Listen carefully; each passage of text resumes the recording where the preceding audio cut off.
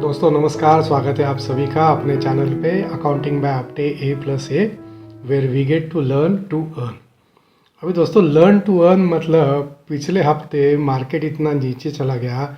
आप मुझे पूछोगे कि लर्न करेंगे लेकिन अर्न कैसे करेंगे, क्योंकि मार्केट तो नीचे ही जा रहा है। पिछले हफ्ते Nifty almost fell by 500 points, 500 point से निफ्टी नीचे आया और 1650 पॉइंट से सेंसेक्स नीचे आया। 2.6% के आसपास निफ्टी एंड सेंसेक्स दोनों नीचे आया। और अगर एक महीने की हम लोग बात करेंगे दिसंबर फर्स्ट वीक से अभी तक, दोस्तों निफ्टी ऑलमोस्ट 1000 पॉइंट से नीचे आया है, which constitute to almost 4%, and Sensex 2500 point से नीचे आया है। बहुत से स्टॉक्स में दोस्तों हमने 25 से 30% का कट 3 या 4 दिन में ही देखा, और particularly Thursday and Friday were the worst 2 days for the mid cap and small cap shares. जो शेयर्स दोस्तों एबनॉर्मली हाई चले गए थे उनकी ज़्यादा पिटाई हुई है in the last week and particularly in last 2 days. तो दोस्तों जब भी ऐसा होता है कि 2-3 दिन में ही जब भी स्टॉक्स 25-25, 30-30, 40-40% जब भी टूटते हैं, दैट क्रिएट्स फियर साइकोसिस इन आवर माइंड।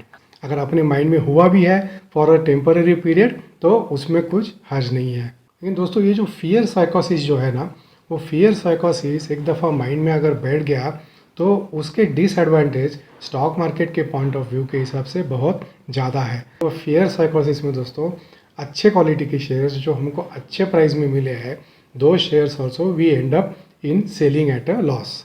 और एक चीज़ होती है दोस्तों कि जो क्वालिटी स्टॉक्स होते हैं, जो क्वालिटी स्टॉक सस्ते रेट में ऐसे सिचुएशंस में मिलते हैं, उनको भी हम बिकॉज ऑफ दिस फियर साइकोसिस इग्नोर करते हैं, उनको हम देखते हैं लेकिन लेने की हिम्मत नहीं करते हैं। And last but not the least दोस्तों, ये जो फियर साइकोसिस है उसके वजह से जो अपॉर्चुनिटीज़ हमको सामने दिखती है, वो opportunities also because of that fear in our mind अपने में उतना डेयरिंग नहीं होता है कि नया पैसा डालो एंड ग्रैब दैट अपॉर्चुनिटी। तो वो अपॉर्चुनिटी ऑल्सो दोस्तों हम लोग because of that fear miss कर देते हैं। दोस्तों स्टॉक मार्केट का एक सिंपल रूल है, विदाउट चेंज इन फंडामेंटल्स और विदाउट एनी पॉजिटिव न्यूज़ जो स्टॉक सडनली ऊपर चला गया है, ऐसे सिचुएशन में, मतलब जो अभी कल परसों का सिचुएशन था, थर्सडे फ्राइडे का सब्सटेंशियली मार्केट गिरा, ऐसा जब भी सिचुएशन दोस्तों आता है तभी ऐसे स्टॉक जो फंडामेंटली स्ट्रॉन्ग तो है लेकिन विदाउट एनी रीजन सब्सटेंशियली ऊपर चले गए हैं, उनकी पिटाई सबसे ज़्यादा होगी।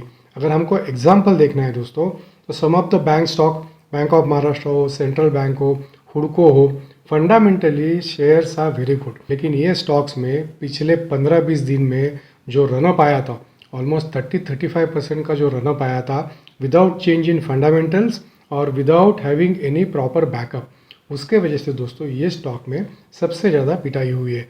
बैंक ऑफ महाराष्ट्र 20% नीचे है, सेंट्रल बैंक 20% नीचे है, हुडको 15 से 16% नीचे है। इसमें मेरा एक आइडेंटिफाइड स्टॉक भी है IRFC, वो भी 15% डाउन है।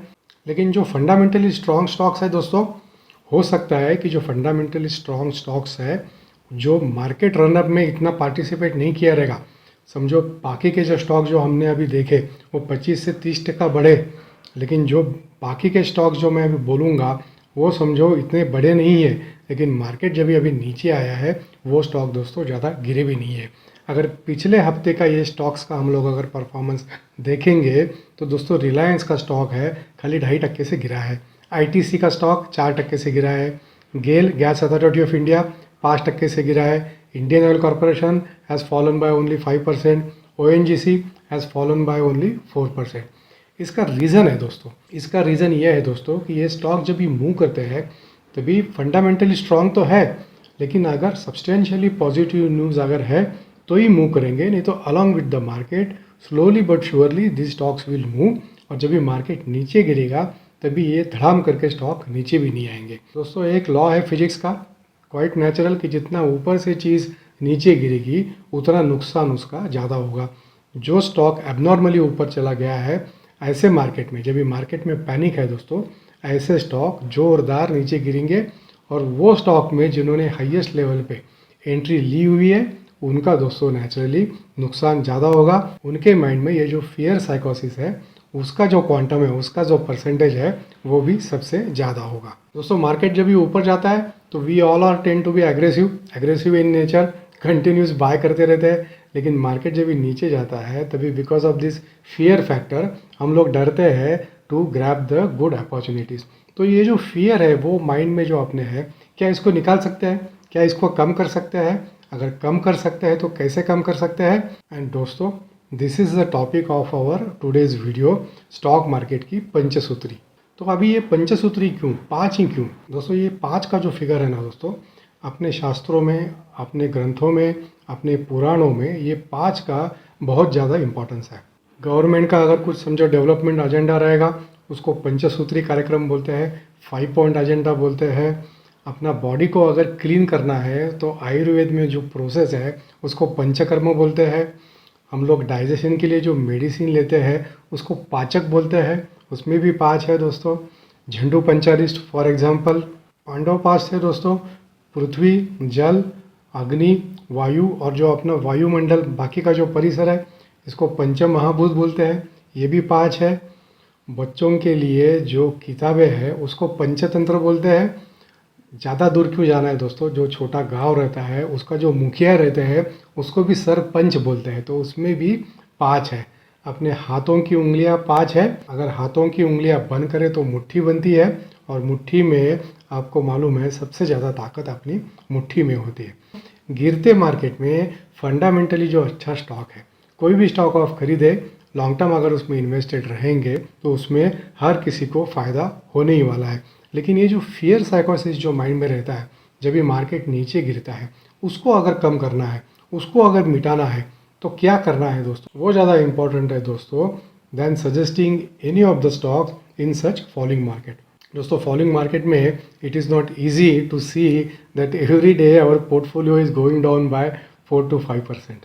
उसका इफेक्ट अपने माइंड पे होता है, उसका इफेक्ट अपने बॉडी पे होता है, उसका इफेक्ट अपने नींद पे भी होता है।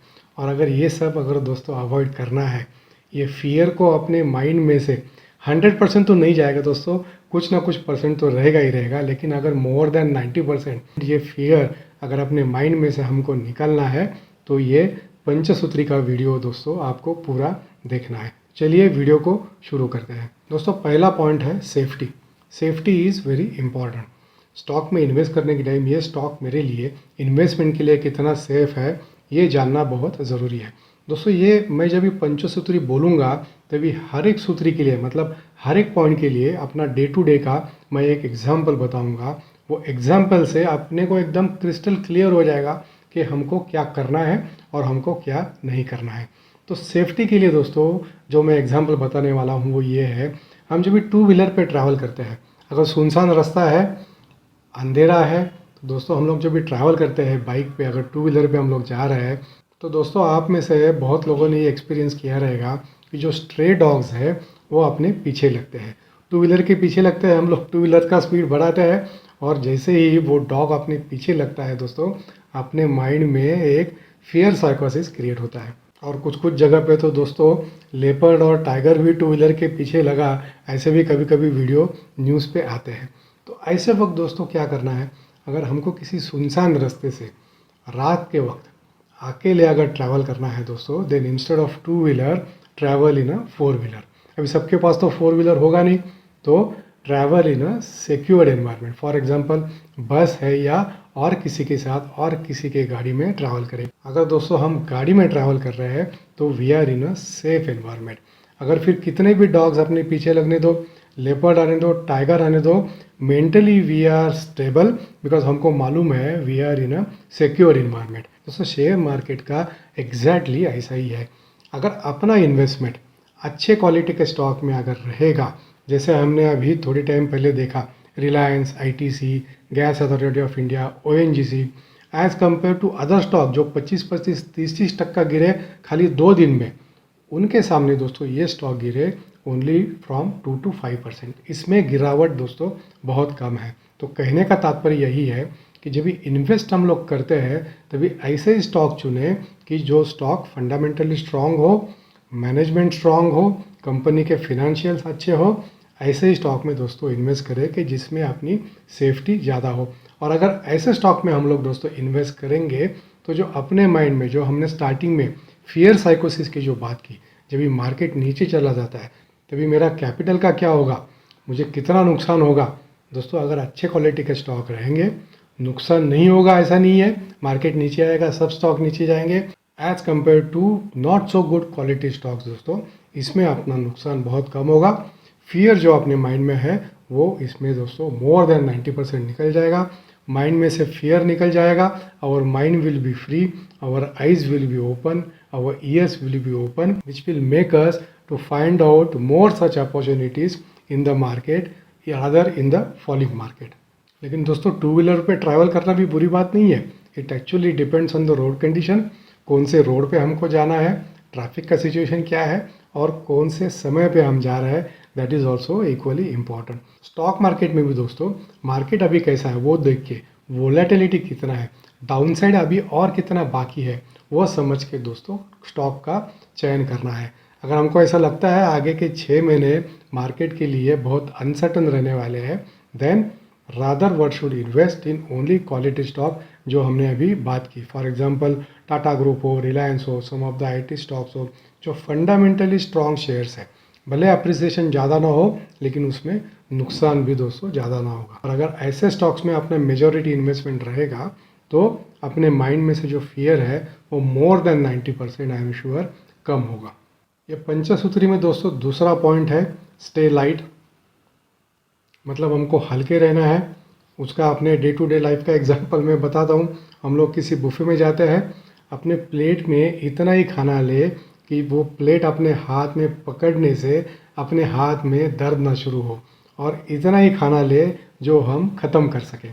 खाना ख़त्म हो गया, वापस जाके प्लेट को हम एनी टाइम दोस्तों रिफ़िल कर सकते हैं।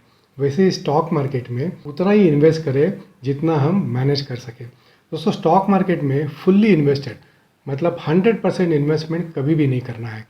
ओनली 50 to 60%, समझो किसी का 10 लाख का कैपिटल है, he should invest only 5 to 6 lakhs eight any given point of time. 30 to 40% दोस्तों ऑलवेज कैश अपने हाथ में होना चाहिए to take advantage of such situations. अभी 2 दिन में मार्केट इतना नीचे चला गया है, और कितना नीचे जाएगा मालूम नहीं। नीचे जाएगा क्या, जा भी सकता है, लेकिन दोस्तों now this is the right time again to accumulate certain quality stock. Fully invested market में कभी भी नहीं रहना है, भले मार्केट कितना भी नीचे रहो, मार्केट कितना भी ऊपर हो। जैसा अगर बुफे में प्लेट में नया कुछ लेना है तो पहले वाला जो आइटम है उसको खाली करना है दोस्तों, वैसे ही अगर कुछ नया खरीदना है 60-70% if we are already invested, तो पुराना कुछ बेच के जो प्रॉफिट में है, जो 0-0 में है, उसको निकाल के फिर नए को दोस्तों अपने पोर्टफोलियो में शामिल करना है। लेकिन to the extent possible at any given point of time, और I would say majority of the time 100% invested market में कभी भी नहीं रहना है। दोस्तों ये अपना दूसरा पॉइंट है पंचसूत्री का, स्टे लाइट। हमको मार्केट में हमेशा हल्के रहना है so that we are in the position to take the advantage of the situation. दोस्तों तीसरा पॉइंट है increase the spread. Increase the spread मतलब क्या है दोस्तों, कि किसी एक ही सेक्टर में, किसी एक ही इंडस्ट्री में या किसी एक ही कंपनी में अपना सब पैसा नहीं डालना है। पैसे को तोड़ के, फॉर एग्जांपल समझो किसी को 10 लाख रुपया डालना है, तो आउट ऑफ द 10 लाख रुपया दोस्तों जो हमने पिछले पॉइंट में देखा, उसमें से 6 से 7 लाख, ज़्यादा से ज़्यादा 8 लाख इन्वेस्ट करना है। वो 8 लाख को दोस्तों 4 से 5 सेक्टर में ब्रेक करना है, एंड ईच सेक्टर का दोस्तों 4 से 5 कंपनी में थोड़ा थोड़ा करके इन्वेस्ट करना है। तो अगर अपना जो इन्वेस्टमेंट है वो अगर स्प्रेड रहेगा दोस्तों over few companies and over multiple sectors, तो अगर एक सेक्टर नीचे जाएगा, दूसरा सेक्टर थोड़ा सा ऊपर जाएगा या वही लेवल पे रहेगा, तो दोस्तों एवरेज में अपना नुकसान कम होगा। तो it is always better to spread our investment over multiple sectors and also in each sector multiple companies. इसका दोस्तों डे टू डे लाइफ का मैं आपको एक एग्जांपल बताता हूँ। हम लोग जब भी ट्रैवल पे जाते हैं तभी अपना जो कैश है, भले आजकल तो कैश ज़्यादा हम लोग रखते नहीं है, सब जगह पे एटीएम है और ऑनलाइन ट्रांजैक्शंस हो जाते हैं, लेकिन फिर भी अगर कैश कैरी करना है तो वो कैश हम लोग एक जगह पे नहीं रखते हैं। वो कैश कुछ एक पॉकेट में रहेगा, कुछ कैश अपने दूसरे पॉकेट में रहेंगे, कुछ कैश तो दोस्तों कुछ लोग मोजे में रखते हैं, कुछ अपने बैग में रहेगा, ऐसे हम लोग कैश को स्प्रेड कर सकते हैं। और अगर दोस्तों आपने कभी अपने पेरेंट्स को, पर्टिकुलरली अपनी माँ को अगर ऑब्जर्व किया रहेगा, तो माँ के पास जो पैसा होता है दोस्तों, वो उसने घर में 5-6 जगह पे रखा हुआ रहता है। कबर्ड में थोड़ा रहेगा, उसके पर्स में थोड़ा रहेगा, अनाज के मतलब चावल के डब्बे में थोड़ा रहेगा, गेहूं के डब्बे में थोड़ा रहेगा। उसका ये पर्पस था दोस्तों कि स्प्रेड करके अगर रखेंगे तो अगर किसी जगह से समझो बाय चांस पैसा चोरी हुआ, तो एटलीस्ट एक जगह से पैसा चोरी हुआ तो 3 जगह पे पैसा अवेलेबल है। That is the reason. यही रीज़न दोस्तों, यही लॉजिक ऑल्सो अप्लाई होता है स्टॉक मार्केट में। एक ही सेक्टर पे, एक ही स्टॉक में फोकस नहीं करना है, अपना इन्वेस्टमेंट स्प्रेड करके डालना है। पंचसूत्री का दोस्तों चौथा आइटम है रिकरिंग इनकम। जैसे सैलरीड आदमी के लिए हर मंथ सैलरी आना जितना इम्पोर्टेंट होता है, वैसे दोस्तों जो स्टॉक मार्केट के ऊपर टोटली डिपेंड है, उनको इट इज़ नॉट पॉसिबल कि हर महीना हर साल कैपिटल में there would be a substantial appreciation.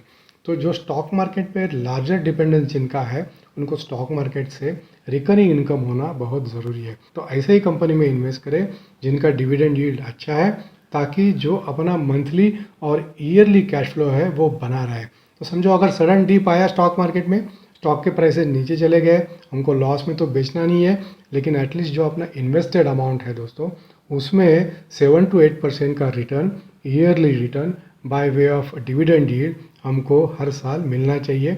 ऐसे ही शेयर में इन्वेस्ट करें। और ऐसे शेयर दोस्तों बहुत से अवेलेबल हैं। There are almost more than 50 companies जिनका डिविडेंड यील्ड जो है that is more than 7 to 8%। So try and invest only in such companies जिनका डिविडेंड यील्ड अच्छा हो। अभी दोस्तों इसके एग्जाम्पल की तरफ आते हैं। बचपन में एक कहानी सुनी थी, एक आदमी के पास सोने के अंडे देने वाली मुर्गी थी। वो मुर्गी उसको रोज़ एक सोने का अंडा देती थी। वो सोने का अंडा बेचता था और उसका जो दिन का खर्चा था वो निकल जाता था।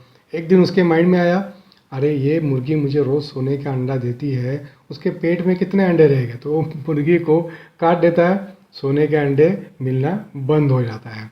वैसे ही दोस्तों ये जो अच्छे डिविडेंड यील्ड वाले जो स्टॉक है, उनको हमको लंबे समय के लिए होल्ड करना है। मार्केट नीचे चला जाए, मार्केट ऊपर चला जाए, उनको बेचने की चेष्टा नहीं करनी है। सब्सटेंशियली या बहुत ज़्यादा अगर समझो अप्रिसिएशन हुआ, more than 100%, 200%, then it makes sense to book our profit, at least to book part profit. लेकिन ये जो दोस्तों हाई डिविडेंड पेइंग जो स्टॉक्स है, इनको जितने लंबे समय के लिए होल्ड करेंगे, उतने दोस्तों सोने के अंडे हमको ज़्यादा मिलेंगे। ये चीज़ ध्यान में रखना बहुत ज़रूरी है। और दोस्तों पंचसूत्री का पांचवा और आखिरी पॉइंट जो मेरे हिसाब से फियर साइकोसिस की जो हमने बात की थी, उससे भी ज़्यादा इम्पॉर्टेंट है कि अंडरस्टैंडिंग ऑफ न्यू नॉर्मल। जो स्टॉक्स मार्केट को लीड करते हैं दोस्तों, उसमें कंटिन्यूस बेसिस पे चेंज होते रहते हैं। और ये जो चेंज है, ये जो नॉर्मल जो स्टॉक्स होते हैं मार्केट को लीड करने वाले, वो कंटिन्यूस बेसिस पे चेंज होते हैं। To identify what is now new normal, ये समझना, इसको जानना दोस्तों बहुत ज़रूरी होता है। दोस्तों ये न्यू नॉर्मल में क्या होता है कि समझो 100 स्टॉक ऐसे हैं कि जो एबनॉर्मली मार्केट के साथ ऊपर चले गए।